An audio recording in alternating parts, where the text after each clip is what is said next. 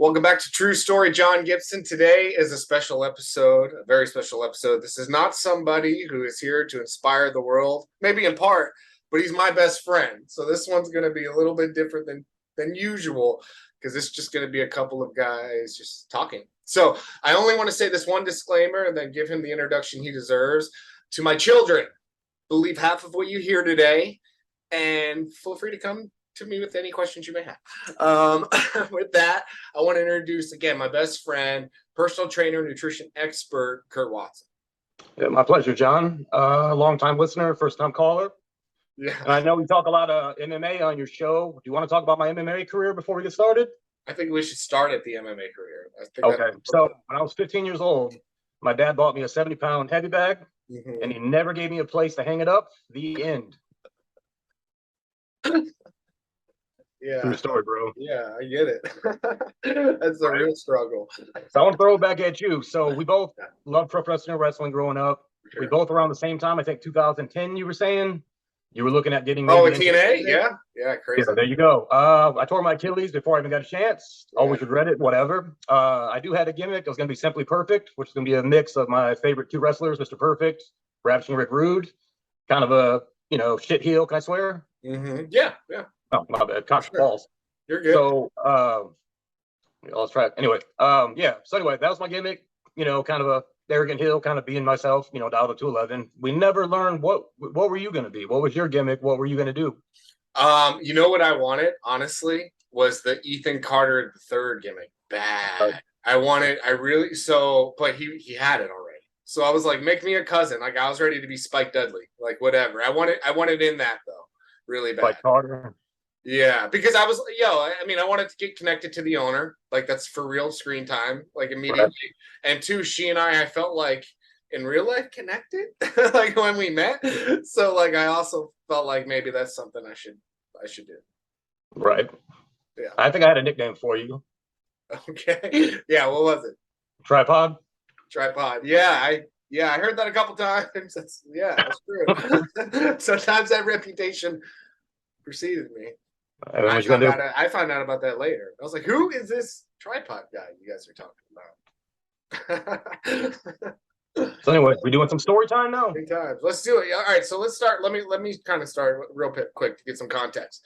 Okay. So Kurt and I met, I guess when I was going into college, maybe a freshman in college, but around that time in my life, 19 years old, something like that. Yeah.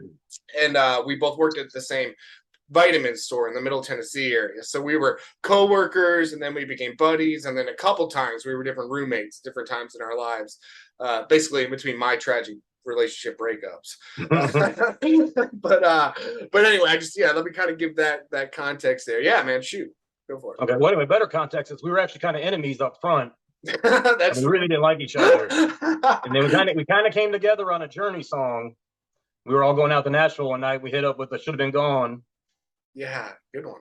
Solid. But then we had a 6-month break where we just like, and then we never hung out again. Right back to it. Yeah, my ego. Guy stuff. But anyway, so when we ended up coming back around, so I kind of segues in. I'll tell you about. Remember the first day we moved in together. Okay. All right. See how much remember it. First time. The first time. Oh, dude, yeah. Remind me. This will be great. Okay, so it was December. I'm believing about 2 weeks before Christmas time. Yeah. Cold as balls outside. Cold. So we're going in. All we ended up packing in, we had an entertainment center, a TV, and 2 chairs. And I think we both had a mattress, maybe weight sets, maybe. A little bit, but we didn't have the full thing yet. Yeah. So easy move, whatever. So on our way in, a guy shows up. I don't assume his name is Steve. Don't really know. Yeah, that's the guy from the office. Remember the guy? Yeah. No. Kind of lived by us. Him and his wife showed up. The cookies? The cookies. I'll get to that. So anyway, I'm assuming his name is Steve. Sure, he adopted like 15 abused penguins. Nicest guy in the world, right? So he comes up to us, hey, nice in the neighborhood, blah, blah, blah, whatever. And his wife's kind of looking at me the whole time, kind of like, and I'm kind of like, okay, just talking, doing our thing, whatever. And then she asks me, do I know you from somewhere? And you know me, I can't help myself. So, of course, I say, nonchalant, you ever been to Chippendales? And Steve didn't like that. Right in front of her man. Hey, it's just words. She gets out and about. So anyway, that was kind of the beginning. So we get our stuff moved in, settled, whatever. We We go out and we get our dine on our favorite meal, the most expensive one we could find, which was a Supreme Tombstone Pizza. Burnt crisp edges. Yeah, this right? is depressing. So you tracking an hour after this, of course, for digestive purposes, you don't want blood confusion. So we know this tip for the day. And we decide to dress up like Marky Mark. You remember this? Yeah, we lived shirtless, overalls, one strap down toboggans. We had our weight set. We put on the bench on with the bench press outside.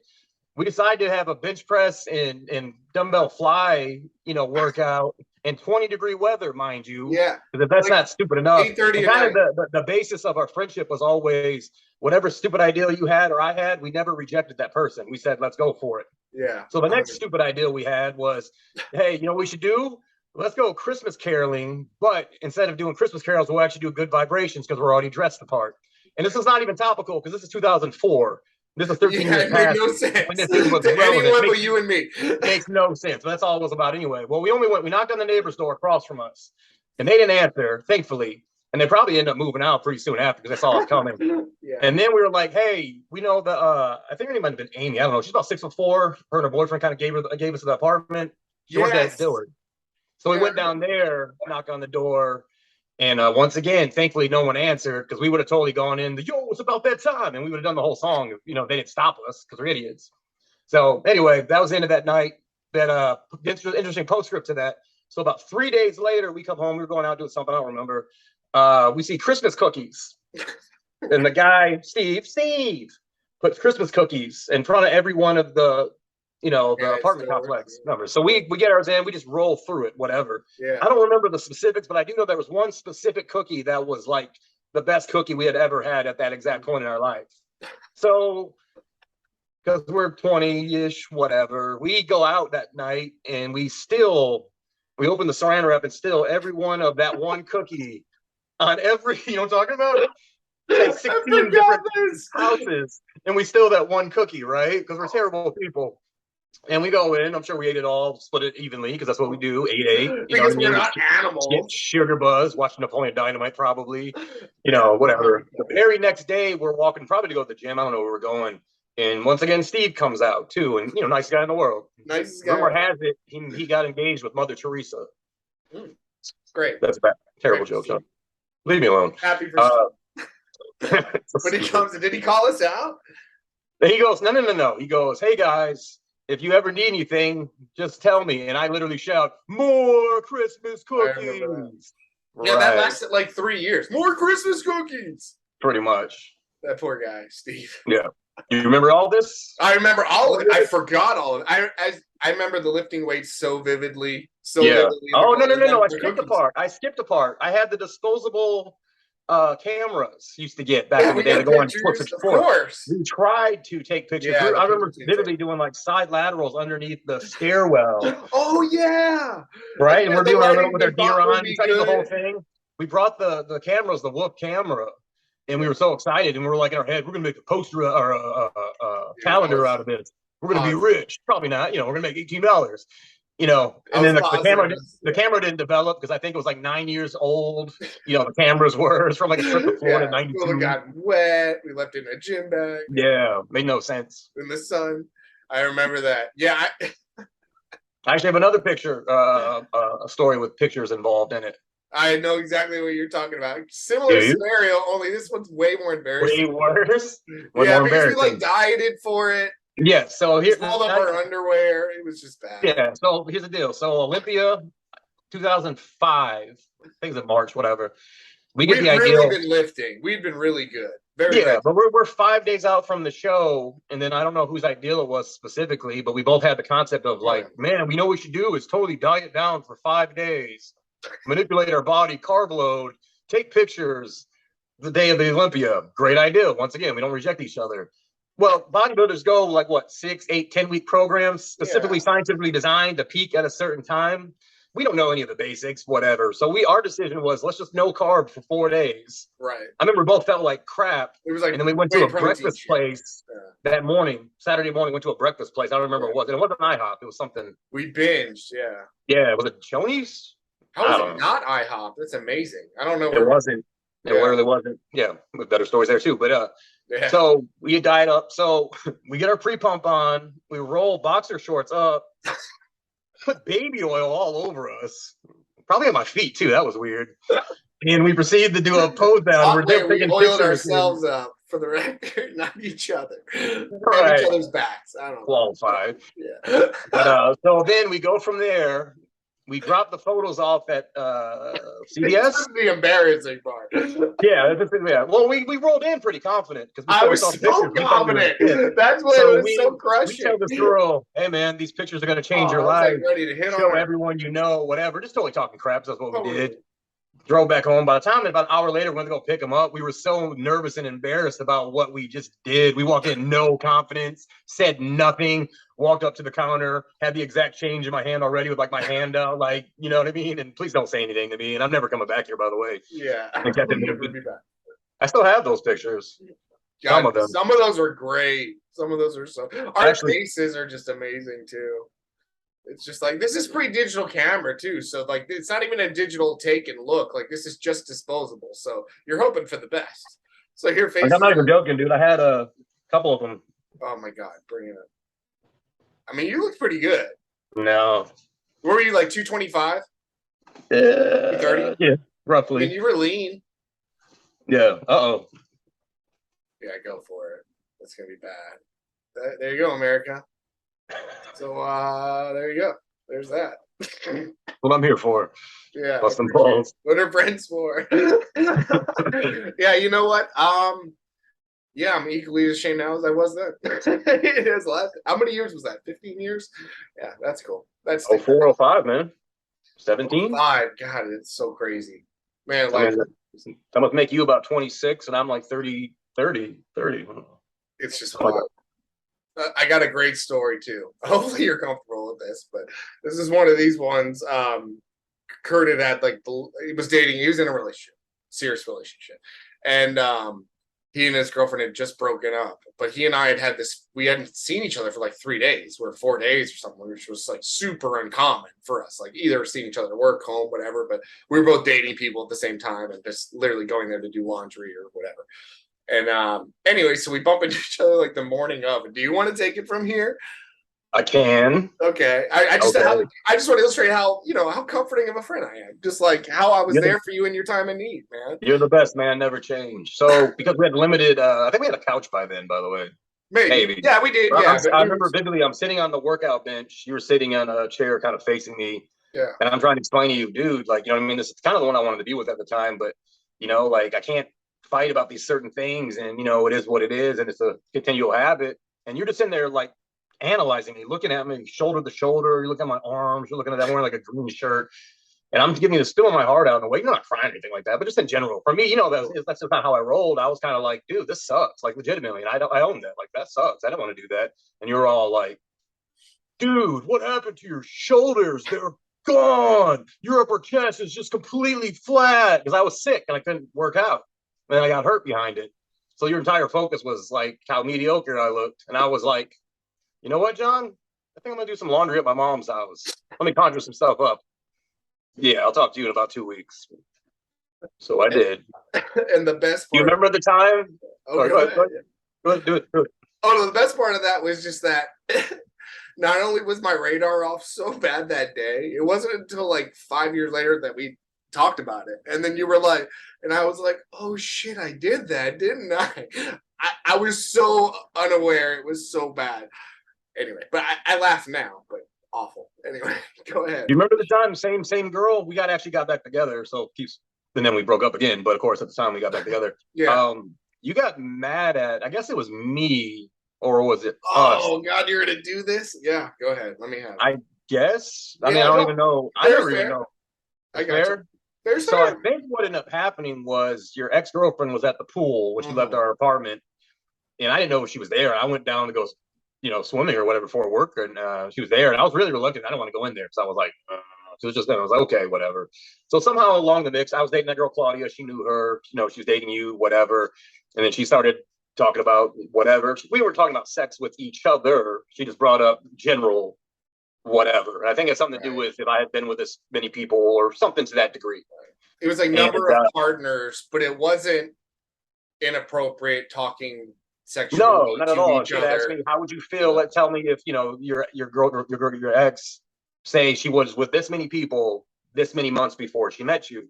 Right. And I was honest. I said I probably wouldn't treat her initially the same as I would have. I would have probably looked at it as more of maybe a hookup or a short-term thing than someone I'd probably think I was going to be with. Right. I'm just being honest. And just to add context to that a little bit, is this awesome individual had gone on a little bit of a run in a short amount of time. So I think maybe that person was self-conscious about that a little bit, and just asking your opinion as a guy or somebody. Yeah, I conveniently knew the exact number she was talking about somehow. Not really sure how I got that information. Yeah, well, she told you. Oh, from me, maybe. From you, maybe you told them. Well, I had my issues with I'll own all of it. I'll just let you explain. It is what it is. I hope I'm not going too far with this. I'm not going. You're fine. I mean, as long as you don't name names, I think we're good. No, it's whatever. Yeah. You have to bandit? That's not a person. Yeah, who? Who's? So I just wanted to pop you, dude. That's all I wanted to do. So I'm that not was you, though, dude. That was really super sure what you were upset about. I think it had more to do with just her being at the pool with me in general than it did. I'll explain it. Exactly. Yeah, it was literally that bad. It was the insecurity alone of knowing that my best friend, who at the time I felt so competitive with in a way too, because he had like everything I wanted physically and I was trying for, and he just woke up that way. And then my girlfriend, who I was already way too possessive and jealous with, and I'm not there, and they're at a pool, which is essentially underwear. So I'm already freaking fuming. And again, this is pre-cell phone or early stuff. So she and I are texting during the day. We have to wait till 9 p.m. So I don't know what's going on. So I'm in my head, and I'm already I'm at 8 of a 10. I'm already so irrational because of my jealousy alone. And then when I heard later that there was any discussion of anything remotely sexual, I was scorched earth on both of them. Like I was totally irrational. And I remember I don't know how it wrapped around that, but when she said that, and then I think she flipped it on me to make you feel like when I got pissed, she made it sound like, well, I was uncomfortable and I didn't want to go there anymore. Because I remember she'd be like, I felt so uncomfortable, John. And she probably was, but I'm not saying that. I was so mad she would have said anything, I'm sure. So I give her all the grace. Your revenge on me, because I used to wear your sandals all the time, and you tried hiding your sandals in a drawer. Super and I'm like, passive aggressive. Sandals. I literally opened one drawer. I'm like, come on, kept it moving. I thought nothing was up. I remember at one point later that day, I was hooking up my PS2, I think at the time, in the back of the TV because I had to interact it in and out with the UVB or whatever. And you kind of just walk around the corner and you're just like, and say nothing. And I'm just like, okay, crazy. Whatever. I'm playing Madden. I had no idea what was going on. And I think that's actually that's when you started talking to my ex, and we're like basically trying to get her to break up with me. Essentially, is kind of what ended up happening there. Which was weird because it didn't happen initially, but then the seed you had planted actually focused, and then it kind of about 3 months later, it all kind of came to fruition after I got injured. So she was the one I was supposed to be with anyway. I'm not even mad about that. I'm just saying in general. We're just telling totally wrong and dick move and totally terrible of me. Totally wrong. Hey, I'll even say this: you were polite enough to give the context of why I did that. I should never done it, Right. But you know what I mean. Yeah, man, I've grown up a lot for sure. Oh, dude, I'm super proud of you, man. That's why we can talk about these things. I never would have brought it up if I thought you were still that person. Not at all. No, I appreciate that. Yeah, no, I honestly think about like that stuff now. And I have two thoughts. One, I think like any rational person, I'm like, God, I was a lunatic. Like, especially with the rage, it was just so ridiculous. I'll tell one. I'll tell on myself. Same girl, guys. So she was wonderful. She went through a lot with me. We're dating. And again, I'm possessive, jealous guy, right? Whatever I am, 20 years old, whatever, 21, whatever. Jealous guy, irrelevant and immature. And I don't find out. That sounds terrible anyway. In a conversation, it comes up that she went to Hooters and was with her friends, had a couple beers, ate some wings. And I'm like, why would you go to Hooters? I was so threatened by that. And then it was like, and who'd you go with? And all that. So I'm mad and probably yelling at this point. And probably screaming, actually. Yelling's probably not. I mean, I can chime in a second with give your perspective and then give at the end what you found out about it. Okay, Fair. go for it. Yeah, go Good. for it. So Kurt's in the next room. Like we're in my bedroom. He's in the I'm living just room or coming something. home with my ex, and I hear you yelling in the apartment, and I'm like, Terrible behavior. you were calling her a slut. Just terrible Sorry, stuff. it was what it was. Yeah. Like, and I'm like, wow. And I thought she's in the room with you, so I'm kind of like, and I told chick, I was Yeah, like, we're on the hey, phone, but that's no yeah, excuse. you were not on the phone. You were holding it like a CD, dude. You were like this, like talking in it like this, like Yeah, I'm laughing because I'm embarrassed. Yeah, effective. Sure. Yeah. You have a great memory, Kurt. I just tell chick, I was like, hey, don't give any eye contact. Just walk straight to the room. So I go to my bedroom. So we're walking in there, and as we walk back, peripheral vision sees what you're doing and screaming like that. But no one's in the room with you. So I'm like, okay, cool. So we go shut the door. And then all I hear is, only sluts go to the Hooters. And I was like, what? So me and her kind of get to the ear, like we did the ear to the door, like Three Stooges. We were like, hello, bouncing up against it, listening. And you're going off on that. So we're like, did she try to get a job there? Was she working there? What's the story? What's happening? Didn't really know. So anyway, that kind of was what it was. You didn't tell me until like a year later that not only did she not just go to Hooters like the day before, 9 months prior to that, she went to go have lunch there before you even knew her. Before I met her. I never thought that story could get better until you told me that, the final bit. Can you do the one with the Ben Affleck Daredevil? Hey, I was in high school on that one. That one doesn't count. One doesn't count. But I still hate him for that to this day. It's fair. Dude, there's no way that guy's. They try to say he's 6'4". I'm not buying it. His Batman was really disappointing. 6'1" and change. Maybe 6'1". I mean, it's Hollywood. You think? You break 6 foot, you're 6'3". Yeah. I mean, I don't know. 6'1" in shoes, you're 6'2". You get to get a bunch of hate tweets from Matt Damon. Yeah, right. Man, I still don't like that guy. Man, that's so funny. So, yeah. So enough of that. But yeah, exactly. Man, such a crazy guy. That was the first thought I had, and then the second thought I say when I reflect on those things is I just feel bad for a lot of those girls. Like I just feel bad sometimes. The irony, not irony, thank God, is that every one of them I'm like super cool with. They get it. At least they got it enough to be like there was something bigger going on here. So I do very much appreciate that. And I think maybe I've changed a lot, so that's helpful, I guess, for them. Yeah, we talked about it probably 4 or 5 months ago when we both were kind of we did a lot of people wrong, during that time frame, and legit felt, of course we laugh about some of our old stories and stuff. We were 20s, and fair. The life was different in 2005. So different than the standards and practices of today. We're kids just being kids. Right. But we were both really late bloomers. We didn't do the goofy stuff in high school, college. No, we both got it right after. You were legit kind of the best friend I was always waiting for. You know what I mean? I had other best friends growing up, but I mean, no disrespect to them, but they never were uber attractive. So if I wanted to meet girls, it wasn't I've got my my wingman with me that's, we're on similar levels. You know what I mean? Well, but I needed the wingman to go with. I had to pair with someone I felt safe with to even go into the environment. And then most of the time it worked really well because it'd be Kurt's show, Kurt and John, but mostly even Kurt's show. And I could just stand there, and the less I'd say, the better. I'd get out of my own way. Well, that was the worst thing that ever happened to me because I was I always just want to entertain you. So it seemed like half the things I did, besides entertaining myself, I just wanted to pop you all the time. So I would, say things or do things just to create a reaction from your end too, which usually involved making fun of somebody that didn't deserve it. As you tell the story about the Marky Mark and how we literally knocked on our neighbors' doors, I thought to myself, John, you need to chill the fuck out. Because if that happened to you today, you'd be a crotchety, you assholes, and shut the door. I'm you gotta forget, you can't forget you were that asshole. I mean, what would be the equivalent of today, 13 years prior? Because that was Kevin Federline impersonators? Yes, it was yes. Stupid. Do you remember? No one is going to get this. This is so obscure. No one in the world will get this. I dare you, Google, find it. Jessica Simpson had a personal trainer. For a month, it was in the news that there's a possible affair. So every magazine, all those trash magazines would have pictures of them walking to a car, or him handing her a towel, some stupid stuff.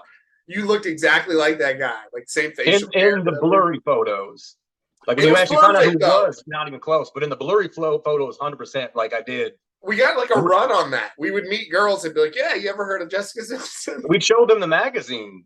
I think someone from the Hello Kitty store had it, and I would point, I'd be like, here, and like, how's Jessica? Remember that one chick was like, how is she? And I'm like, she's kind of mean. I don't know. I don't really like her that much, but I'm gonna keep training her.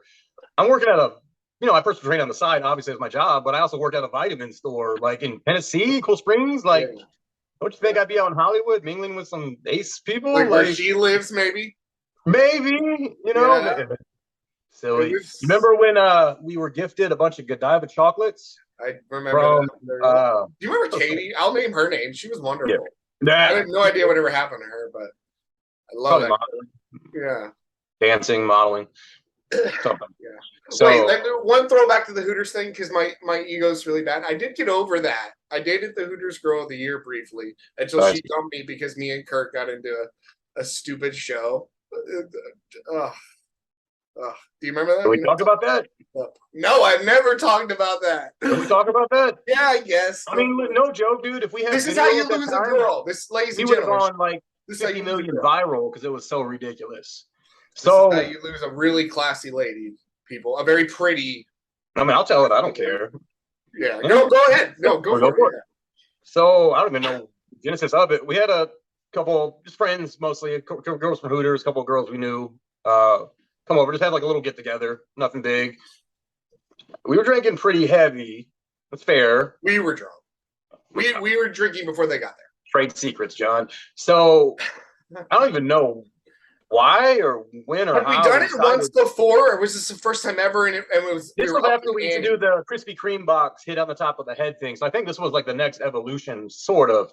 So we went from silly to like, okay. Yeah, I got a little extra. So we decided to have an ass smacking championship. And it wasn't like it was a battle of attrition, people. It was. So basically, it was literally like, I can't quit to this. I would try to hit him as hard as I possibly could and knock him up against the wall or knock him to the ground, which I did a couple times, and vice versa. I had a better technique than you. I had like a Jean-Claude Van Damme, like almost like palm hit. You have a huge hand. I could turn my hip into it. You were kind of doing like that, like Will Smith tried. I was like, I'm trying to like bass root and palm, and you're like, whoa! It was so yeah. So we chose to do this in front of girls, though. Why? Well, I think in our head, how do we say this? I think both of us kind of thought, without saying it, we felt it. We were kind of over them. It was less gay if we did it in front of girls. Okay. Is that fair? Sure. I mean, and not just us alone. Yeah. Sure, that played away. Again, guys, but I think that's honestly, like, I'm not even trying to be like that guy, but I'm saying that's probably our reasoning was, oh, this is hilarious. I remember thinking I had something to prove and I didn't want to quit. So, like, an audience to her, in my fucked up way, I remember thinking, like, I'm going to impress her with this. Oh, wow. I didn't know that. I was just being silly. I didn't care, but somehow we ran. I was being silly, but I thought, she's going to like it. She's totally going to be impressed. I'm such a fucking moron. Yeah. So she was not impressed. What's the segue story off of that? I don't know, man. Anyway, I was going to tell you the Godiva chocolate one. So we were gifted a bunch of free Godiva chocolates, like little individual boxes. Yeah. And it's around Valentine's Day. And we thought it'd be a great idea to meet girls. We'd go up to them in the mall mostly because that's where we're, working. And give them the Godiva chocolate. And then we would ask them, hey, what's your favorite song? We'll sing it for you. And they would, no, and we're like, no, seriously, what's your favorite song? Think about it. And they'd come up with, like, I don't know, Madonna, Crazy for You. It didn't really matter. But the right answer was always Aladdin's A Whole New World. Of course. And you and I would both start. My throat's jacked up right now, so it's not happening. Sorry, John. No, if you want to take it, we'll save it for episode 2, the next one. Okay, great. There should be one. So we literally had, hey, what's your favorite song? And they'd be like, oh, Bonnie Raitt. It would go right into and we go, A Whole New World. We know that one. And then we would sing A Whole New World, like the first 2 bars, The Whole New World. And they were just so confused. But at that point, we already broke the ice on how stupid this whole thing was that, you already got to know them without even having to try it. Yeah. I would recommend that to this day, probably. I think it would work every time, 100%. It actually pretty much always worked, yeah. Yeah, silly works most of the time, I think. You feel like way less threatening. I had probably an intimidating look at some point in my life too. So I think that really broke that barrier of like, oh, okay, he's chill, he's cool, he's silly, he's not what I think this guy is. I'm overbearing. 100%, yeah. My first read of you was so wrong for so long. Yeah, exactly. I thought you were like trying to be hard all the time and like nothing like what you actually are. Yeah. No. All right, how about this one? Tell the story of the New Year's Eve party we got kicked out of. Multiple times? Wait, it happened more than once? No, it happened multiple times that same night. Oh, that night. Yeah, go for it. Let's do the New Year's Eve. So Dude, that night we got so lucky. I don't know if you want to include that part. Yeah, it wraps around pretty okay. So you need to include it. So once again, 2005 time frame or early 20s, different moral sets, yada yada, whatever. I don't condone drinking and driving. Never. But John and I that day made that mistake. Drank quite a bit prior to even leaving the building. Actually, 2 ex-girlfriends stopped by before we even left. You remember that? Is it the one that dumped me with a piece of bubble gum and a piece of paper on my door? That's exactly the one. Did we talk to him? They stopped by like we hung out? You talked to that one, and the other one tried to talk to me, and I was so dismissive of it that it was kind of like, didn't want to hang out with them, so we like things to do. I thought you were really nice guys. Yeah, right. So we get liquored up. Not saying it's cool. I'm saying it was what it was. Yeah. Then we had the great ideal of, you remember this part? I'm going to pretend I'm you. You pretend I'm me. So we switched clothes, essentially, like a standard, my white kind of. What I put on, like Adidas tearaway pants. It was like a white Carl Kanai shirt, I believe, like a terry cloth looking thing, too. It was pretty sweet. I wish I still had it. Of course, yeah. And I wore your purple shirt. Yeah, and the jeans. That? Yeah, you looked fine. I looked like an asshole. Yeah. Yeah, you look like me, an asshole, and I look awesome, like you. No, but yeah, I had like sports athletic gear that was 4 sizes too big. Yeah, we were like I wore my like 2X, so legit shouldn't have been doing it. So, but it was part of it, yeah. But the thing is, we went to a party that no one knew us but one person. So the joke was for us, what we're doing. On top of that, I thought it'd be hilarious, like from Jackass Party Boy, where he breaks down. And I was at New Year's, I thought I wore a man thong, literally called Magic Pouch. And I was going to apparently at midnight at New Year's I had tearaway pants or something, and I was gonna dance, and everything was sure I wouldn't have left you hanging. You wouldn't have been alone. I'm sure. So we show up. I pulled a John move. Chick opens the door. I literally say, "Something's on your shirt." Huh? I go, "My hand." Maybe touched her boobie, whatever. You flip a dude's hat. What'd you say to him? Yeah, I just walked into the dude. He said, just like, my party now.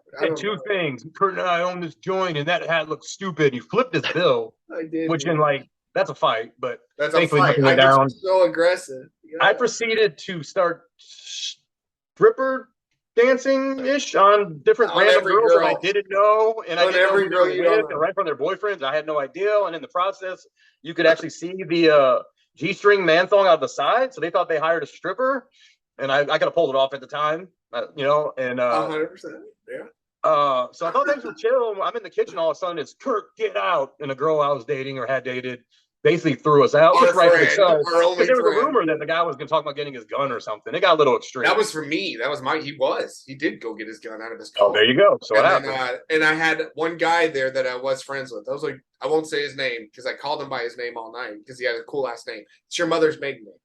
That's his last name. That's pretty sweet. And I saw that guy. I was like, do because I was drunk. And he was the one that was like, you gotta go. And like she had already yelled at us, but he was like, "You're about to get a gun." And I was like, "Okay." Yeah. So from that party, we drove over the my other friend David. I just call his name out. Nothing there. Oh yeah, I got kicked out of 3 parties. You remember that part? We got a handful of people over there. Somehow, some way, we were just being. That was weird. We just. Well, it wasn't really. It wasn't our vibe. They were like older. We like playing a board game or something, and we showed. Yeah, and we were like in party mode. You know what I mean? So I'm sure we deserved again acting stupid. I don't think we were that out of control, but we, whatever. So we basically kicked out that party. We didn't belong there. The vibe was bad. Yeah. So then we were like, all right, well, night's over. Let's go home. And how did we end up? I go to turn. We're driving back up north because we lived in Antioch. We were in Franklin at the time, and that girl, Katie, texted us. I was gonna say, how did it even happen? Yeah. Yeah, Katie texted you out of nowhere, and we happened to be. She's like, "Hey, what are you guys doing?" And we were like, "What's going on?" And then she was like, "Jade is over my house. You want to stop by?" Names, dude. Oops. You said names. I mean, Katie was cool. But it's all cool. It's good. Jade's cool too, man. Yeah, she's awesome too. Yeah. There you go. So that's okay. So anyway, so we proceed to get on the exit, the entrance ramp to turn off there. There's a wreck right at the edge of the entrance ramp. So I saw creeping up, and I was like, "Oh crap, where do I go?" So I'd go right around it because I'd have to go like literally make a left, go back almost, and then go around it, whatever. So I thought everything was good. Then a cop's yelling at us, pull over, pull over. So obviously we were intoxicated. Not saying it was cool. I keep saying that. Well, I'm still wearing my man thongs. I'm wearing your clothes. I can't find my license. So I'm like fidgeting around to find my license. It happened to be in your pants because you were wearing my pants. God, so, thank God. And I had a cologne bottle. And like my instinct was to be like, I didn't drink, and I totally sprayed it up to cover up, whatever. And then I sit it down, and I'm like, the officer comes up to me, us, and he was like, hey, what'd you go around? I was like, oh, sorry, sir, whatever. I think we played it cool enough. And eventually he kind of did the thing, got her license. He's like, cool, get out of here. Just don't let me see you again that night. So we stopped by Katie's. We're hanging out, playing pool. I decided to we're pretty sobered up at this point. I mean, yeah, but I'm still like hip thrusting with the man. Yeah. That wasn't that. We're trying to play pool or something. Yes, exactly. I was playing the human distraction and stuff like that too. I'm super competitive, man. I want to win. And that's what it was. That's exactly what it was. So I mean, that was pretty much the end of the night. Yeah, you know what I mean? that was. I remember. I did throw up. You got sick. And you put your hand on my lower back. And you just in a comforting whatever, and I was so mad at you for crossing your arms against the wall. How dare you, sir? I really was. It's okay, man. So interesting postscript to that story. The very next day, Michigan was playing Texas in the Rose Bowl. So I go over to my friend's house. He brings one of his friends come over. He says, hey, he's bringing one of his cop friends over. Cool, whatever. So I'm watching the game, whatever. I see the other guy's friend come up, and I realize immediately that was the cop from last night. So I'm like, oh, so I'm kind of being quiet. That's not really my nature. So I'm like not saying a word during the game. I'm just kind of taking it all in and not being distinct because he heard my voice. He probably have been on it, whatever. And all of a sudden he keeps looking at me, and I'm kind of like, and then all of a sudden he goes, hey, I know you. And I was like, He goes, you're that guy from last night. He goes, you showed up smelling like alcohol and cologne. He goes, matter of fact, you had a cologne bottle sitting in the middle of your lap. I literally went like this and said it. And I was like, oh my God, I did. And he was like, dude, I was like getting off work at midnight. I was pissed because I had to do this rec right here. I wasn't even trying to deal with you. I was like, man, but you're lucky I didn't take you in. You know what I mean? And yes. So I would, more of the story is don't go to jail with a man thong on. Yes. Or drink and drive. But yeah. Most they drink. Thank God. So lucky. The human caveats between the two of us. Anyway, like I said, we're not trying to glorify it, but we can't laugh about it. No, of course. These well, I wouldn't do that today, and I know you wouldn't either. Of course not. Yeah, no. Hey, we survived it. We got through it. No one got hurt. And lesson learned for sure. Yeah, for sure. It's man, we had a lot of good times. That's for sure. That's definitely so let's talk a little bit about now, current life for you. Your personal training still. How's business? How's it going? Business is good, man. I train at Harvey's Gym in Columbia. It's almost like 3 gyms in one because they have different buildings. I have one called the Jungle. It's like a non-air conditioning, non-heated, a lot of random equipment there too. A lot of powerlifting stuff goes on in there. Track, they have pulls, main room, different. They took about 2 gyms closed down around there too. So they basically took their gym's equipment and then put them in their building too. So we're talking about basically you have 3 different gyms equipment that used to exist all in one gym. Wow. So there's just a variety of equipment anywhere and everywhere. And my whole thing has always been, muscle confusion, different exercises. Yeah. So for me, it's like a playground, and I'll take like a free motion machine. I don't know if you've ever been on a free motion chest machine, which is awesome. You can actually manipulate it each millimeter to do any angle you want. I can do like 35 exercises on there. Literally varies. So one of the early things you and I bonded on was just obscure love for bodybuilding, not IFBB, not IFBB bodybuilding, but bodybuilding. Yeah, just the general and stuff, right? And I mean, even though that was a part of it in a way, it was also Jean-Claude Van Damme movies and random things, But yeah, you're the only human I've ever met that to this day that can get a body shaping reference or just something crazy I can throw out. It's just it's hilarious. But then you've dedicated your life to this for over 20 years. You're way more educated in this way and have more experience than me ever. I could ever, and there's not enough time for me to make it up. So I mean, you're for sure expert in that way. Is Columbia the place for you? Are you loving it? As far as your practice? Yeah, man, it's cool. Columbia's growing a lot. I don't know if you knew that. Now it's prices are pretty much up triple digits from where they were at. It's 3 times. So But what I found there, I have the owner of that gym doesn't have a floor fee. which allows me to change my prices to a medium Oh, level, that's and I keep great. people around for a long time without paying a kickback. It's awesome. Andy Harvey's the man's name. He's a fantastic human being. Yeah. So He's been shout out to around Andy. forever too. He's Yeah, right. Harvey's since like 82. gee, since so Yeah, year before I was born. Yeah, yeah, that's awesome though, man. That's awesome. or 10 years before I was born. Yeah, that's accurate too. Think about it. Yeah. Dude, I'm so gray. It's crazy. You're aging way better than me. It's just good for you. Good I'm genes. actually, dude, I have some still have to do the manscaping bit. I have like probably 15 white chest hairs right in the middle. Really? Bummer. I mean, I'm there though. Right, I'm not into a handful of there. scrapes or whatever, I but can't lie. that upsets me. No one really sees it but me when I don't keep track of it, but it still bothers me the most. Yeah, I'm yeah. like, serious? Like my body's getting older What than my is face. this? Yeah, yeah, it's so weird. Unacceptable. Well, you've had like one more thing, and then I know we'll kind of wrap it up here soon. But do you mind sharing a little bit about some of the like some of the adversities you've had just through injuries and stuff? You've had a couple of big spells, man, that are just significant. I mean, whatever you're comfortable with, too. Yeah, that's fine. Well, I'll talk about the most recent one from I think it's 5 years ago now. I ended up getting a upper respiratory infection, and when I came back down from Michigan, I visited my grandmother. And I went to the doctors. No one did a chest X-ray at any point. I'm going to say that as a caveat, that I couldn't breathe, and I knew something was seriously wrong. And I think you've known that I have sleep anxiety from not being able to breathe. It triggers it. So when I can't breathe, it causes the panic. So I'm sure I was a little bit jumpy at the time when I couldn't breathe, because literally I was in oxygen debt because, like, I had what turned out to be pneumonia, which I didn't know. So every time I went in for a checkup, they would tell me, you just have anxiety, and never actually do a chest X-ray, never actually give me anything or help me out in any way. They kept saying, you're clearly just have anxiety. And it got worse and worse and worse. And it got to the point where one day I was trying to sleep, and I was having pain kind of my lower rib area.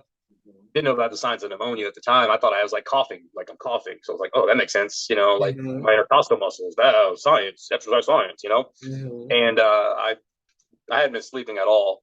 And I finally fall asleep, and I wake up on a side slant with felt like a toothache, but my entire left side of my body. And I woke up screaming, literally, I didn't look at my mother. I was screaming, mommy, like, mommy, mommy, like, you know what I mean? Yeah. And so the adrenaline, I got my stuff together, and I drove straight to the hospital. And I already made up my mind. I was like, if the cop tries to pull me over, he can arrest me inside the building because I'm not stopping. Meet me at the ER.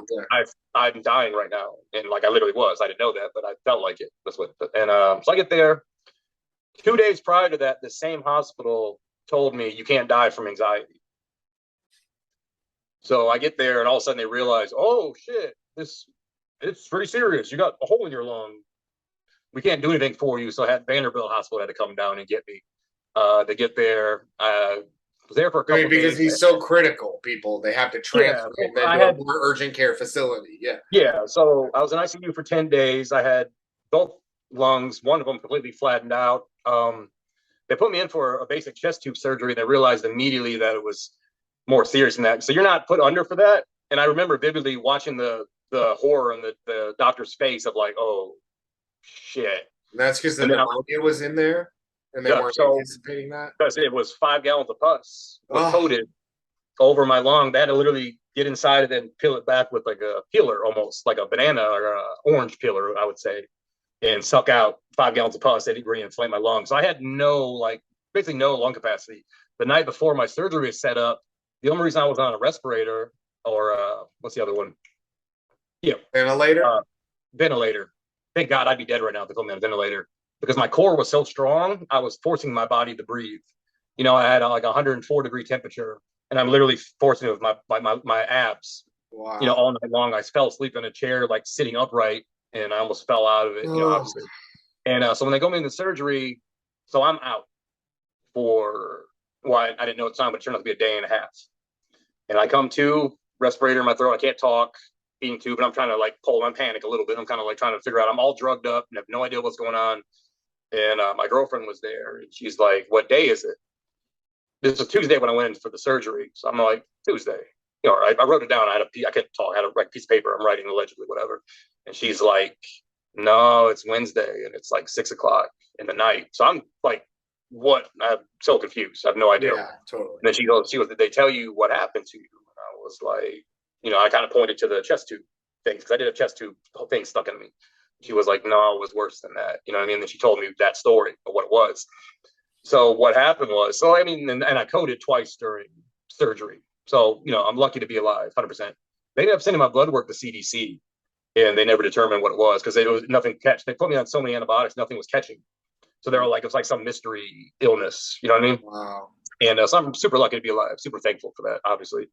And what was weird was the doctor, I was put in a hallway apparently. And the doctor that did my surgery that saved my life, she's a woman from Canada, glasses, brown hair, whatever. She was cool. I mean, I got to meet her. Um, she showed me a picture of the tray of junk they pulled out of me because she was super excited because she's a doctor. So it kind of ruined my moment because I'm like wanting to cry on her shoulder. You saved my life, and she's like, "Check out this garbage pail kid shit." You know what I mean? And I'm all like, ugh. Totally took me out of it. It's more traumatizing for sure. Right. Yeah. So then she tells me the story, what happened. So that doctor was in an emergency surgery, something else that happened to get canceled, which was the only reason why she was available to take me from that room and immediately go for it. Wow. If she was not available for me, I probably wouldn't have made it probably another hour or two. So it was kind of one of those by chance, you know, situations, you know. To go back into how do you feel about training in Colombia, you know me, I've always wanted to be something bigger than what I have done in life. You know what I mean? I didn't do the sports like I would have, should have, could have. There's stories behind that. You know, I wanted to get on Big Brother. You know, that's a dream of mine. I ended up having the pet care stain, which kind of took me out of the running, even though I moved to a certain level in the interview process. Felt pretty good about that. All those little things, you know, just didn't work out for me. And I was always like, man, I'm like, I always felt I was better than that. I'm bigger than that. After going through what I went through there too, while I was in the hospital, I do remember thinking vividly, like, maybe this is good enough. You know what I mean? I have all these people that waited for me to come back to the gym. I had to be out for like 6 weeks before I got back to being able to do my job. Every single one of those people waited on me and waited for me to get back healthy. And, you know what I mean? I didn't lose anyone in the process. Amazing. You know what I mean? The amount of love I got supported when I came back. People, you know, didn't even know me at that gym that I never talked to before. That you'd assume we had beef with each other. Because, you know, sometimes dudes look at each other kind of like, yeah, that's weird. You know, whatever. They were like, how you doing, man? You know what I mean? Like, it was cool. Yeah, I know. It was cool. Yeah. So I'm so glad you came through. It was, you know, Nikki and I were never close by any means. Sorry, your girlfriend.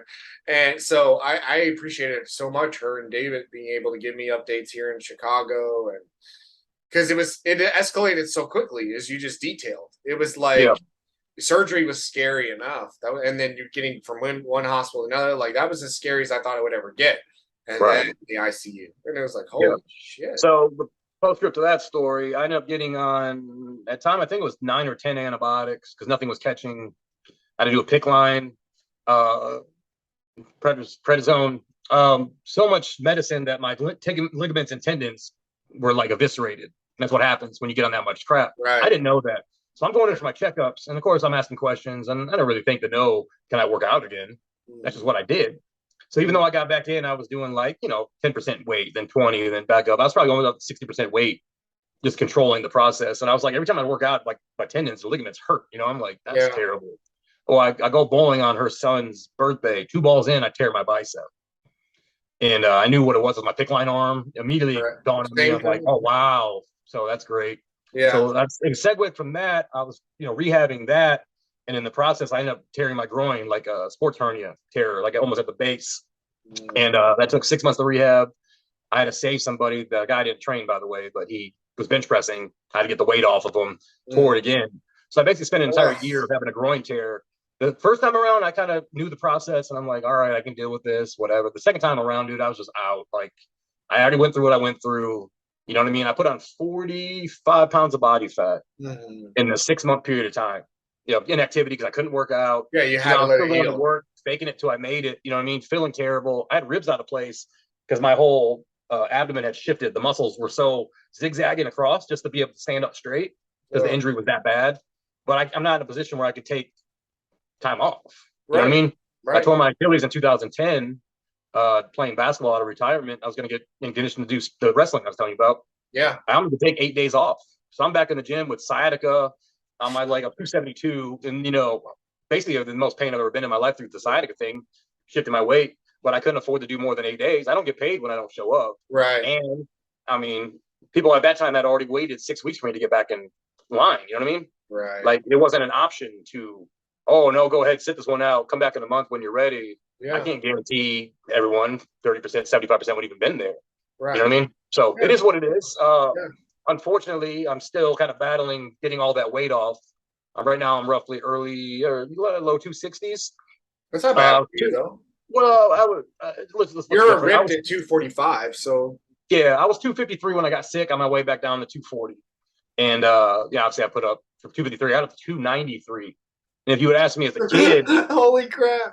yeah, dude, seriously, I have pictures. See, I haven't been back in shape yet. I keep waiting for that. Whenever I get back in shape, then I can actually put up the before and after of like I got up to this level of, and then this is what I'm capable of getting back to. Mm-hmm. But for me, my view of what my body should look like, I'm not even close to. Well, we're all our own harshest critics. Oh yeah. Well, we always you're say, really hard on yourself. I wish I looked as good as I used to. We all say that. Yeah, I know. Look as bad as we used to. We all think that we look bad in our peak years. Exactly. You know what I mean? Maybe when you were, heavier, I think you look better now. But when you were 205, that's what you wanted. Well, that's the thing. Like in the picture you showed, I thought about like in that picture where I'm so soft and bloated. I was going to what I thought I wanted, which was big and bulky, about 205. And I was thinking this morning before this conversation. Don't lie, dude. You wanted to be 240. Oh, I wanted to be Oh God, 240 was the number. It was Arnold, and then it was me because I was the embodiment of the same weight, and it became the two of us was the worst thing that ever happened to you in a weird way. I know. Well, man, the best and worst thing. Well, you know what? I'll say this to your credit: you always were like John, and like very encouraging of like lean into what you have. You can be you could be a 190 and irresistible to people, like and I never heard it. Like I was like big. I never heard it, and like now that's who I naturally am, and it's like I do wonder if physique and classic figure was even a thing back then because you were following bodybuilders. Exactly, you're looking at guys because you would do the thing with like Lee Priest, for example, and he was like 5'3", and you would be like 5'3", 210. I'm gonna be 210. I'm Lee Priest, and it's like, well, different dimensions, and he was totally super roided up. You know what I mean? It was just different levels to it. Is different. Like if you would have like where you were at now, what are you like 75, 80? What that I weigh now? Yeah, like 180. Yeah, like 180. Yeah. Yeah, if you would have embraced that years ago. Oh, I know. You know what I mean? Like, yeah, you'd have been killing it back then. But I do remember and I had no idea how easy it is for me to stay lean. You're narrow hipped, narrow waisted. You look like you had abs. You never had abs. Back then, I never had them. No, but I remember like the girls. I remember being at the pool because you go to the pool all the time, and they'd almost be waiting for the pose down and see like, what's this guy bringing? That's so true. Because you look like you would have abs, and then you're like, yeah, it's kind of true. It was opposite back then. Yeah, it's so funny, right? But his eyes are so pretty, so he makes up for it. Whatever, gotta get something. Yeah, that's so funny though. How backwards? Yeah, you figure it out as you go. Speaking of the pool, do you remember the time? I think we did it multiple times, but I remember one specifically. Where I swam to the two girls, you were with someone over here. I swam to the doggy paddled all the way up to the other side of the pool, get out. And then you start calling out poses for me to do in front of these two girls that were in front of the pool. And you were like, double bicep. I hit it, lat spread, boom, side chest, whatever. And I was like, one more pose, John. You remember what that was? Oh. No, we both look at each other because we both go, cannonball. Yeah. I literally cannonball like right next to them and splash like the whole thing because they're all leaning in looking at me. And then I doggy paddled back to the other side. Convenient, like pull my pants down slightly. So when I came out of the pool, like my butt was kind of hanging out and I was kind of like, you know what I mean? It's a total clown show, dude. Yeah, we were not obnoxious at all. We would do that on like 4th of July, like public pool days, like whatever, like kids, families, whatever. We want to cannonball this girl right here. So this is happening. Or like going to Wendy's and taking our shirts off for no reason, ordering arbitrarily. Just like, oh my God, a double cheeseburger. Dude, that was so bad because so we had such a habit of doing that. It literally was habitual. That's just what we did. Yeah. That when I went there with my ex, the first time we went out, that just a pick up food, date night type thing. She went to the bathroom and I'll just call it, she was an Hispanic girl. The women that were working there were Hispanic women. And so that instinct kicks in. I see my people that I'm trying to impress. I have my shirt off. They like know us. When she comes out of the bathroom, I totally forget that she was with me because my instinct hit like I'm so new. You forgot your girlfriend was. I brought my girlfriend was in the bathroom. Well, none of my girlfriend fair. Like we just like our second date, and that was so new. I never really had a girlfriend until about probably right at 25, 26. Like, literally never. Yeah, she was like your first girlfriend. Yeah. Yeah, dated and casual, whatever, but I was never into it. And so I'm like, so I'm filming my shirt off, and then like they're looking at her like they're like, oh, that's me. and she's kind of giving crazy eyes. And then they said in Spanish, it's the girlfriend. That's what they said. Yeah. I knew it was Spanish at the time to know that's what she was saying. And she was kind of like giving her like, it's okay. What is happening? It wasn't okay, John. Yeah, she walks out of a bathroom. So yeah, she kind of like, who is this guy? Right. I grew out of that a little bit though. You know what I mean? It took me a while. I mean, I really didn't become officially like nothing more than a man boy until like 28, honestly. Oh, I mean, my daughter getting more early mid-20s. You know. Oh, I don't. I mean, we still look at it fondly. I know we laugh at it at the same time too. So I'm not trying to glorify that behavior because I wouldn't live it again. But I mean, who cares? It was fun back then. It was fun. It was all right. We didn't hurt anybody. We never hurt anyone. I mean, we were silly. We hurt ourselves. I definitely eliminated myself from probably a lot of good opportunities. But I had fun, and it was worth it. It was great. Well, there's probably a reason you said you still have good contact and communication with some of your. I do. I mean, honestly, that is all the reassurance I need. Well, I have zero, John. That's not true. I feel like Olivia still cares for you and likes you. I think there's people out there. Didn't you just say something about names? So sorry. A while ago. Sorry. Yeah. It's my show. I do what I want. Sorry, my bad. No, my bad. But I think that you're in good standing with pretty much everyone. I would think. I don't know. I mean, hey, I've had my others too. Come on, I got kicked out of Dillard's or something. Like, it's cool. It's all good. I mean, by chance, if some of them happen to see this for some reason, and we're reliving some of these stupid moments, brings back there. Oh, I do hate that guy. I forgot. You're right. I shouldn't have considered that. By the way, they're such assholes. I forgave him 15 years ago. No, I don't. It's back on. Yeah, we're very different. We've grown up. We've changed. We're sorry. Yeah. And then we're laughing hysterically about whatever. We're okay. We're good-hearted. My man, this was my pleasure. I think this is either going to be a really listen to one or people are going to bail early, but I enjoyed it for sure. You know what I mean? You've known me forever, so most people don't have the insight you do, so I had no problem making fun of myself. Well, a little bit. Direct all the hate comments towards me because I was You're the that's it. It was all him, guys. It was all Kurt always. Actually, how about to that end though? Where can people reach out to you if they have questions? Right now I'm just on Facebook. I actually have a Twitter and I have a Instagram handle, but I don't even know what it is and I've never used it. Okay. So I think I had to sign up for something with it. I have no idea. But Facebook, Kurt Watson, KURT. And I'll tag it. Yeah. Yeah. Okay. It's kind of I don't even know what my Facebook profile is right now. I'm probably some douchebag looking. So it's accurate. Always something. He always has different facial hair. He's very creative. Yeah. And hairstyle in general, I'll say. Yeah. What do you think? It's kind of like I actually like it. Yeah, I did. Here. I don't know what I'm doing with it, man. I've always liked the shaved head thing. And that's closer to it. So I like it. I like it. Yeah. Dude, thank you again, my man. Totally, as I like to say, my pleasure, of course. Another episode of True Story on the Books. Again, John Gibson, Kurt Watson. Kurt, thanks again, man. Thanks, man.